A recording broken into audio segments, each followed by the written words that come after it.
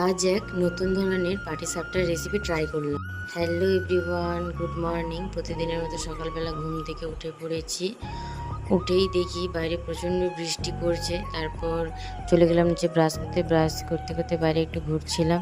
তারপর স্নান করে চলে গেলাম সোজা ঠাকুর ঘরে গিয়ে সব কিছু গুছিয়ে ঝটপট করে পুজোটা কমপ্লিট করে নিলাম। তারপর নিচে এসে সকালে ব্রেকফাস্ট করে নিলাম। তখনও বাইরে প্রচণ্ড জোরে জোরে বৃষ্টি পড়ছে। ওয়েদারটা দেখো কত সুন্দর। তারপর দুপুরে লাঞ্চটাও করে নিলাম। সন্ধেবেলা আজকে বানিয়েছিলাম এক নতুন ধরনের পাটিসাপটা রেসিপি। এটা চাইলে তোমরা বলো, আমি আমার চ্যানেলে এই রেসিপিটি শেয়ার করে দেবো। তারপর সন্ধ্যেতে মা আজকে বানিয়েছিল একটু কষা কষা করে চিকেন রাত্রে ডিনারের জন্য। চিকেনটা দারুণ হয়েছিল খেতে, আমরা মুড়ি দিয়ে খেয়েছিলাম। তারপর হঠাৎই চোখ পড়লো আমাদের গাছে একটা নতুন ব্রহ্মকমল ফুটেছে।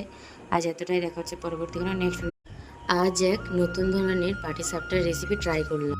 Hello everyone, good morning. প্রতিদিনের মতো সকালবেলা ঘুম থেকে উঠে পড়েছি।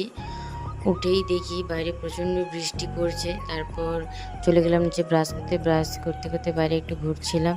তারপর স্নান করে চলে গেলাম সোজা ঠাকুর ঘরে গিয়ে সব কিছু গুছিয়ে ঝটপট করে পুজোটাও কমপ্লিট করে নিলাম। তারপর নিচে এসে সকালে ব্রেকফাস্ট করে নিলাম।